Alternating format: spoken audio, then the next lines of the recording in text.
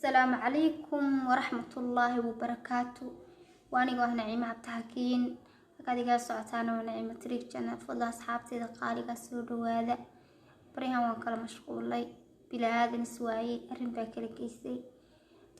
بس وان يرى مشغولة حوجا شغلة ويرى بطنين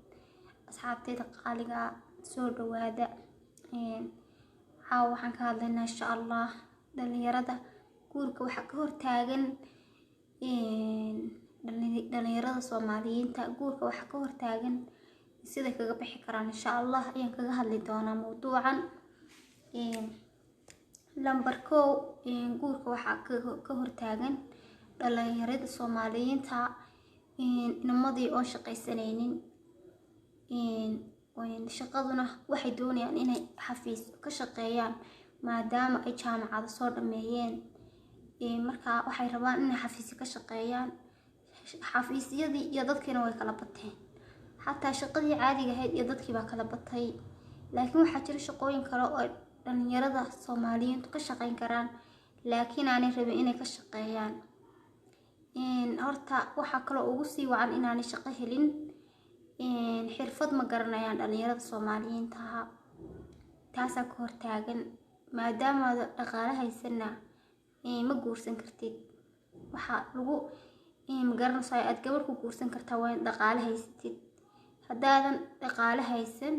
ma guursan kartid gabar because of gabar markaad guursanaysid ugu yaraan waa inaad haysataa markay ugu yar tahay waa inaad haysataa $5,000 markaad gabar guursanaysid because of inanta marka la guursanayo gabaatiga waxa laga bixiyaa adigu gabaatiga marka la bixinayo $2,000 marka waa ugu yaraatay gabaatiga la bixinayo inanta marka wixii 3,000 xataa wallahi ma kafeenayso laakiin idinka yaqaan say isu gaarsiinaysaa laakiin marka ugu yar tahay maxaa dhahday $5,000 inaan ku wayno haysta maxaa dhahday waxa ka hortaagana waxa weeyaan ay namadii oo shaqaysanaynin jaamacad markay soo dhameeyaan iyagoon ba soo dhameynin intaba ay la soo istaagayaan hooyo gabadh iyo guuri ay hooyo gabadh iyo guuri bay la soo istaagayaan ya aabo gabadh iyo guuri marka gabadhii hadii aabaha ku guuriyo amba hooyada ku guuriso yaa ku biilaya gabadhu ileen waxay rabtaa waxa cunto waxay rabtaa waxa marsato waxay rabtaa waxa xirato waxay rabtaa meel hadii tagayso maxaa dhahday gaari qaadato lacag taxi lacag taxi bay gabadhu rabtaa marka waxa soo dhigay ka bixinaya maxaa dhahday ka hortaagan dhalinyaradu wadanka horta shaqo saasi ma jirto laakiin ayaguna diyaar ma u aha inay shaqeystaan diyaarna waxay u yihiin hablaha inay lugooyaan because of runta marka laga hadlo nin inan muxuu sheegay nin aan lacag haysan inan yaani lacagta ku guursanay weeno haystaa inan ka sheekaysanaysid waa inaad lacagta ku guursanaysaa haysataa hadii kala inanta ma haynaad waqtiga ka lumisid because inanta waa mustaqbal joog laakiin maaha hadal joog maaha ma rabto wax heejiyo halkaas hadalka ka dhura ma rabto laakiin waxa rabtaa inanta mustaqbal qaar ay way jira rag lacagta ka gurtaa laakiin ma badna waa in yar marka waxa weeyaan maxaa dhahday taas ka hortaagan iminka carabta wadanka joogta way shaqaystaan يعني إمكي سوقلين ما شاء الله تبارك الله إمكي سوقلين ويتاجرين وتقانا وحي لتاجرين يعني wax kasta way garanayaan cuntadii bay garanayaan ay macmacaan koodan bay garanayaan guriga sida loo qurxiyo garanayaan inaan Soomaali oo guri qurxin kara ma arag weligay ma jiraan malaynaya anigu ma jiraan ba oran karaade qof ma aragtay inaan Soomaali oo guri qurxin kara oo nooc ka dhigi kara ma arkin anigu dadka guriyaha nashqadeeya guriyaha qurxiya waa Carabta Yemeniyiinta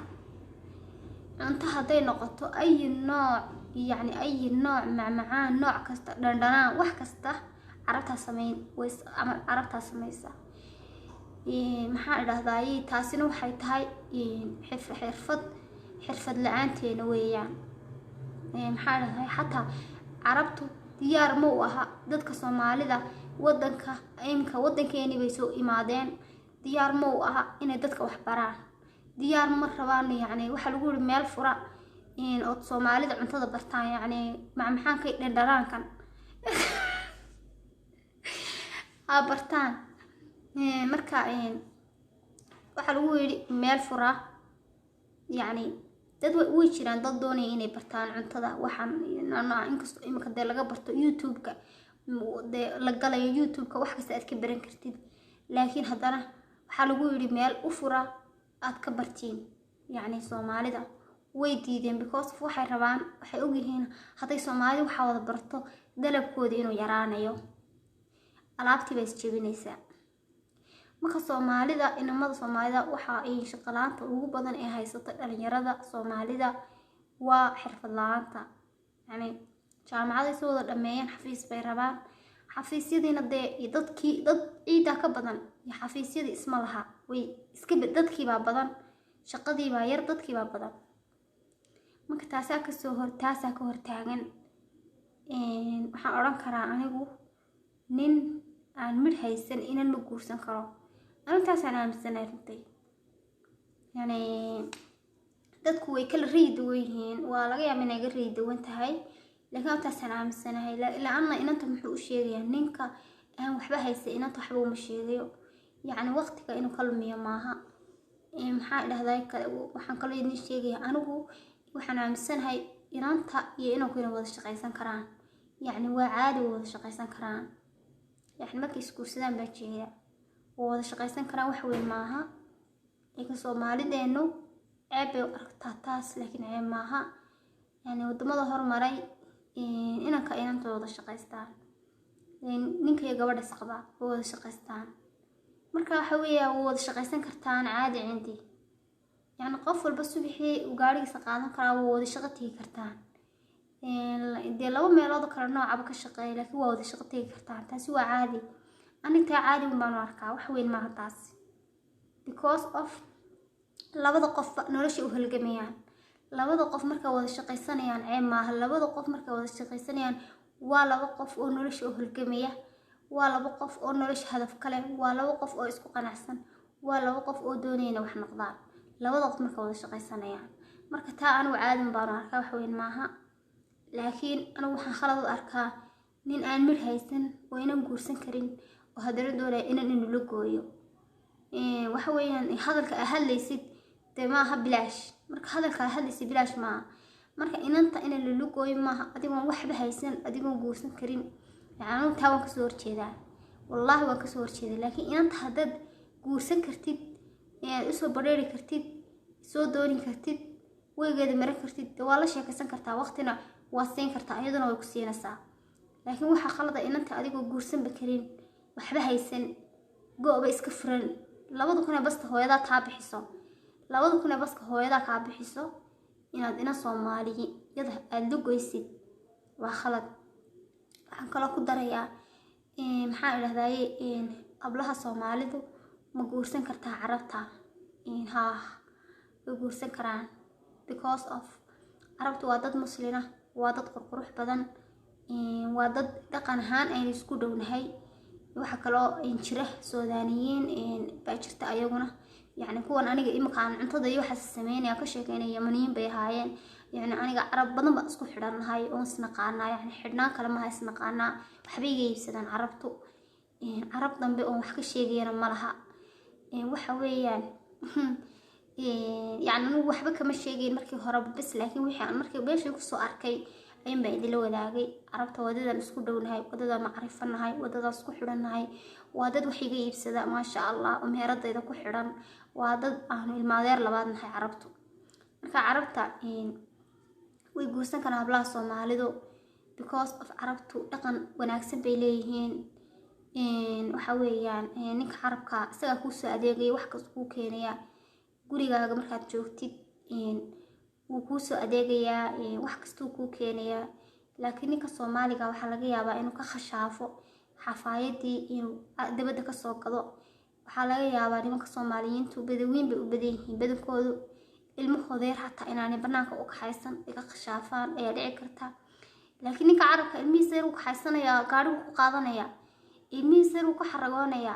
wuxuu soo iibinaya lucbada yar uu ku ciyaaro wuxuu soo iibinaya wuxuu jecel yahay oo dhan. wuxuu arkayaa yacni ilmaha yar wuxuu arkaya inuu aabbo fiican haysto, ilmaha yar wuxuu arkaya inuu aabbo qurux badan haysto. marka anugu waxaan ola carabta hala guursada waa nimo fiicane saasaan anugu leeyahay wallaahi saasaan leeyahay because of nimanka xataa carabtu sandwichka sameeya wax kasta sameeya. yacni anigu carab markii imaaraad joogay oo kaliya ma soo arkin, Hargeysa markaan joogay xataa waa la shaqayn jiray carabta. maasha allah tabaaraka allah dad aad iyo aad u wanaagsan. maalintii aan carabta ku dheganaana xoogaa anigu imaaraad baan nacebahay marka imaaraad baan ka urinayay. wallaahi imaaraad waan nacebahay anigu, waa dad muslin anigu ma habaarayo, imaaraad waan nacebahay. laakiinse carabta kale yamaniyiinta aniga yamaniyiinta wax dhibaato kama arag, wax laga sheegay mooyaane waxa laga sheegay laftigeeda haddii doonto waa been, wax runa maaha. intaan ka arkay waa dad aad iyo aad u wanaagsan. xataa waa kula kaftamayaan carabtu, yacni sida Soomaaliyiinta way kaftamaa. yacni maxaa idhahdaye xataa mid bay ku yara xun yihiinoo qof qurux badan hadday arkaan oo kale waxay ku odhanayaan Soomaaliyeed maad ahayn. qof luuqada yara yaqaano kale waxay ku oranayaan liish aad maasha allah sida wanaagsan ugu hadlaysaa. marka carabtu waa dad aad iyo aad u wanaagsan, waa dad soo wada shaqayn jirnay, waa dad wax kasta yaqaano cuntada, waa dad magaranaysaa xadaariyiina. wallaahi carab baaba iiga shidan tahay caawa because aniga ma iiga shidna, laakiin waa waxaan kusoo arkay carabta. waxa runtaa weeye imaaraatiyiintu dad maaha, imaaraatiyiintu waa dad kibray, been idiima sheegayo. laakiin macawisiya gaab iyo yaman waan ku haystaa, yaman iyo macawisiya gaab waan ku haystaa. haysasho kale maaha, waa dad wanaagsan, waa dad maxaa idhahdaye qalbi wanaagsan, waa niman noloshooda ku qanacsan, waa niman shaqaysanaya, waa niman meherada waaweyn furteen. maxaa idhahday sandwichka sameynaya dhag. ninka Soomaaliya sandwich sameynaya ma laha. Hargeysa hadda kusoo wareegtay Soomaaliya sandwich sameynaya wax yar baad arkaysaa, ma sandwich ma sameeyaan beer iyo waxbay sameeyaan. sandwichka nooc kale ka carabta ma sameeyaan, ka duwan bay sameeyaan. anigoo ma garanaysaa way sameeyaan Soomaaliyiinta cunto fiican maasha allah tabaarakallah. maxaa idhahdaye anigu Soomaaliyiinta ku qalluucanayno aniguba Soomaaliyadaan ahay, laakiin muhiimadu waxay tahay inaan nimanka carabtu hablaha Soomaalidu inay guursan karaan. maxaa idhahdaye sababtoo ah mid baa jirta hadhow markuu geeyo hadduu kugu xumaado carruurta kaa reebto uu ku kala tuuro, taasaa xun. laakiin anigu ina Soomaaliyada way guursan kartaa, nin Yamaniya way guursan kartaa, laakiin markaad guursanaysid waa inaan wadankaaga kaa kaxaynin. aduu maadaama wadankaaga joogtid carruurtana waa inaan kaa qaadan karin, ilaan wadankaagi baa joogtahay. taas baan aaminsanahay anigu. haddii laakiin hadhow uu Soomaaliyada tahay hadhow wadankiisii ku geeyo wax walbaa ka iman karaa. markaa waxaad sameynaysaa wadankaaga haddaad guursatid wadankaaga yuu kaa kaxaynin, wadankaaga la deganow. yacni ka dhaadhici wadanka inaad deganaanaysiin, ka dhaadhici wadankiisii inuu khariban yahay, ka dhaadhici inay dagaalo ka socdaan, ka dhaadhici inuu madfac idinku dhici karayo, dee waxaasoo dhan ka dhaadhici. laakiin yamanta naagtii yaman doonaysa, yaman waa dad wanaagsan, yaman waa la guursan karaa. waxaa ii soo hadhay oo iyaguna meesha aan ka maqnayn Suudaaniyiinta anigu intaa ka bartay dad badan baa ka aqaanaa oo niman iyo naagaba leh, aad iyo aad bay u fiican yihiin maasha allah tabaarakallah. geerashiyay wadanka ka furteen, wadanka waxay ka furteen waxaan iyaga laftigooda guryaha way qurxiyaan oo si fiican bay u qurxiyaan. teeda kale waa injineero inta xagga wax kusoo barteen ay Hargeysa ka buuxaan oo Hargeysa ka wada shaqaystaan. aad bay ugu badan yihiin oo lambar 1 waxa ah Yamaniyiinta. Hargeysa dadka ugu badan ee jooga waa Yamaniyiin. wallaahi dad imka markaad magaalada dhex maraysid waad arkaysaa yaman badan oo maraysa, yacni mar kaliya meel maraysid yaman indhahaaga ma waayayo, waad arkaysaa yaman meel maraysa. maxaa idhahdaye Suudaaniyiinta lambarka 2 ku jira oo ayaguna shaqaysta oo injineero u badan. maxaa idhahdaye waa faridnimo la isdheeryahay, wadankoodii inta shaqo la'aan uga yimaadeen wadankeena ka shaqaystaan. innagana inamadeenii Soomaaliya shaqo way la'yihiin, laakiin waxaa wanaagsan in xirfad la barto markaana la shaqaysto. laakiin waxaan rajeynayaa insha allah Soomaaliyiin sida carabta u shaqaysanaysa inaynu arki doono insha allah, oo maxaa idhahdaye waxba dee aan ka khashaafaynin. shaqooyin liita ma qabtaan carabtu, wax wanaagsan bay qabtaan. bes inagu halkayna cunto aynu karsano bariis, baasto, laxoox, roodhi, maxaa dhahdaye hilib, istanuunad, waxa aynu inagu samaysano ayagu waxoodii dabiiciga ahaa samaysanayeenba waxay u noqdeen wax ku ganacsanay karo. cuntada imka anagu baasto bariis inagu waa imka inanta Soomaaliyeed hadday hudheer farato bariis ku kariso, baasto ku kariso, laxoox ku dubto, dad badan baa u imanaya wax ka cunaya because waxaan cunaa intaasa. way jiraan dad digir cuna, dad galley cuna, maxaa dad misir cuna, wixii kale muxuu ahaa dad bahashan la shiido galleyda laga shiido cuna, way jiraan. laakiin maxaa dadka waxa badan baasto iyo bariis cuna. imka aniga xataa bariis iyo baasto badan ka jecelahay. يعني galley ma cuno, haruur ma cuno, waxaan ma cuno, waxaan يعني bahal kale ma cuno because of ma jecli halka waxaan moodaa inaan halka ay dhaafeeninba. يعني أنا iska dhaadhiciyay waan cuni karaa, ana iska dhaadhiciyay marka ma jecli wax cuntada ma jecli. haddana waxa wanaagsan caafimaad ahaan cuntadaas bahal kale waa wanaagsan. laakiin Soomaaliyeed badanaa ma cunto bariis iyo baasto iyo laxoox. laxooxna ma cuno anigu, inta badan roodhi baan cunaa. laxoox ma cuno, roodhi baan cunaa. marka waxa weeyaan wakaas iyo ma waa la guursan karaa. inamadeena Soomaalina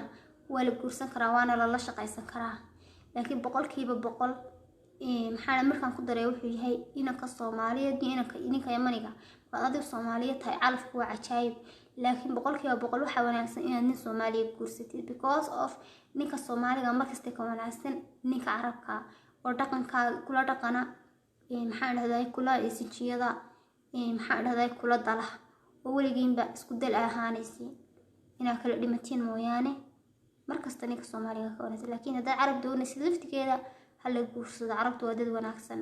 waanigu ah tirigo ay salaamaya.